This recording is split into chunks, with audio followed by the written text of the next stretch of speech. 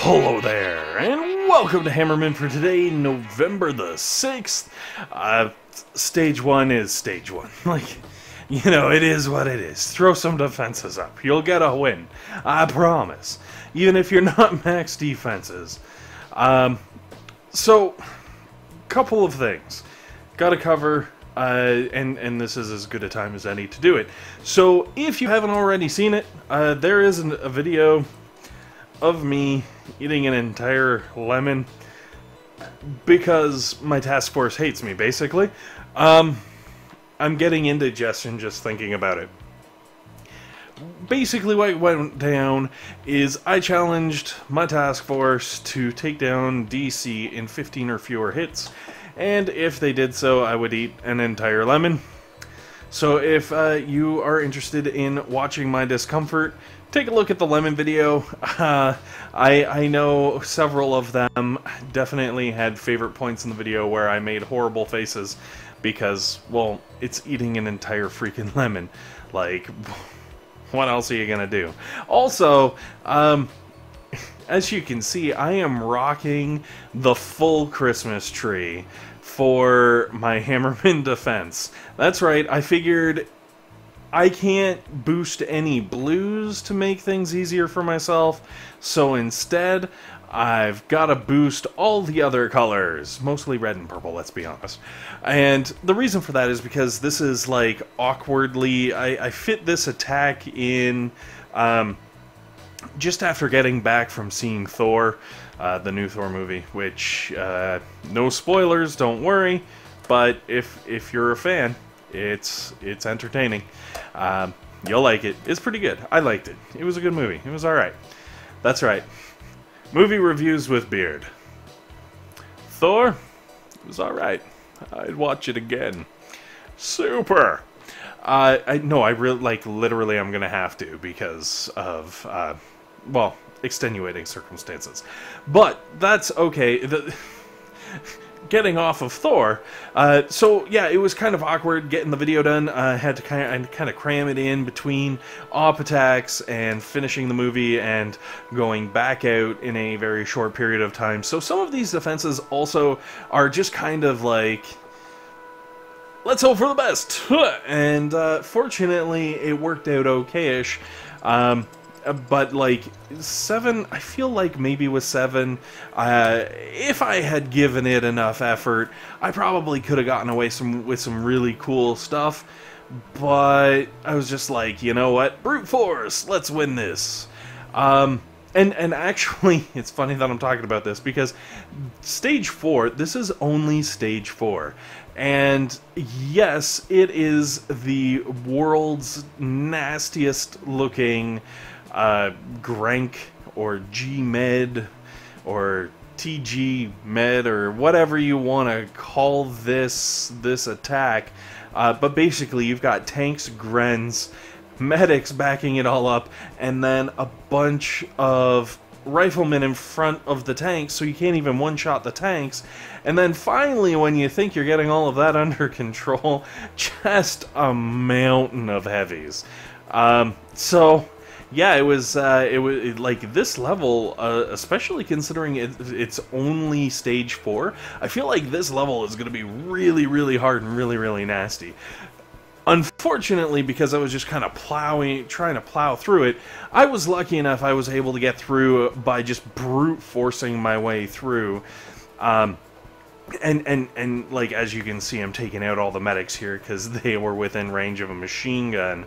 And then it's just nice and easy to clean up the rest of the Grens after that. But, like, if you're a lower level, I feel like this would be really nasty. So I would strongly suggest, because you know the tanks are coming out right away with the Grens on the first wave, I would definitely front load those high damage, high distance single target shooters, like your boom cannons and your sniper towers, with some machine guns in between so that they can burn down the riflemen that are kind of out in front as a human shield, down on the south end of the beach. And then, like, you know, have whatever you can fit up in the other half. Also set it up so that your rocket launchers have range on the landing point of the beach, because that will help them with like shooting people and getting that damage down as soon as possible. I would suggest putting the flamethrowers maybe a little further back or over to the left-hand side for that stage 4, because it seems like a bunch of riflemen get dropped over there. So maybe the flamethrowers would do good over there. And then we'll move on to stage 5, which, well, like we've already moved on to, but as you can see, it is just an enormous rifleman swarm. Luckily, this base does incredibly well against rifleman swarms. In case you can't notice, even without using any of my prototypes or having anything else in there, really I just lost the one defense because it got barraged down. That wall of residences does its job. Don't worry, no villagers were harmed in the filming of this Hammerman, because the villagers hide in the HQ instead of in their residences, because they're smart like that. Also because otherwise I'd feel really bad. Like it'd be super awkward. You'd be like, "Oh, I'm sorry, Tommy. I used your house as a shield." Ah. Poor Tommy. Anyways, so stage 6 is another one of those levels where I was just kind of like, okay, have at it and let's hope for the best. And I thought I was actually doing okay until I saw this huge swarm of warriors come rolling in, and you can actually see like the entire right hand side just kind of notch forward when those warriors hit. They go down, but they do so much damage and cause so much pain going out. And then the second wave of warriors hits with riflemen, and I'm not gonna lie, I was like 50-50 whether I should just hit fast forward right here, because I was just like, this is gonna be a failed attack, it's dead, let's change up the setup and make some things happen. But I didn't, because, well, I'm crazy like that. And yes, the Doom Cannon is picking off riflemen, probably a couple at a time, maybe one at a time, who knows. But then this started to unfold, and I was just like, what? It's all about the flamethrower. Like, look at that thing go. That is an MVP flamethrower right there. Put the entire attack on its head and just stopped it right there. It was like, none shall pass, went all Gandalf and whatnot. Anyways, moving on to stage 7, I did have to drop down the Doom Cannon and the damage amp.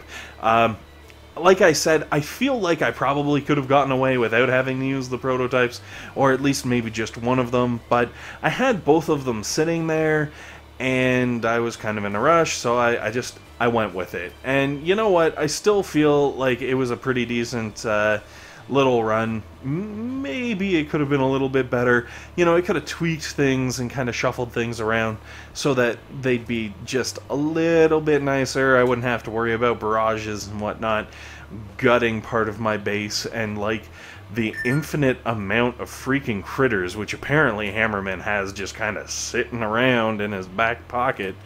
I don't know what he's doing with critters in his back pocket, but well, you get the idea.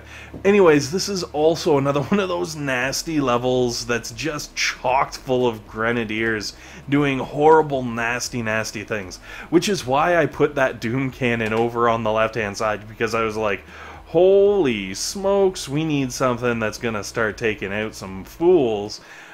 Because those Grens, man, like, they do, especially at this level with the boost and everything, they do a lot of freaking damage. The good news is everything worked out. As you can see, it was close. It was certainly not easy, because, well, come on, look at this poor base just getting run down. That Doom Cannon is doing work, but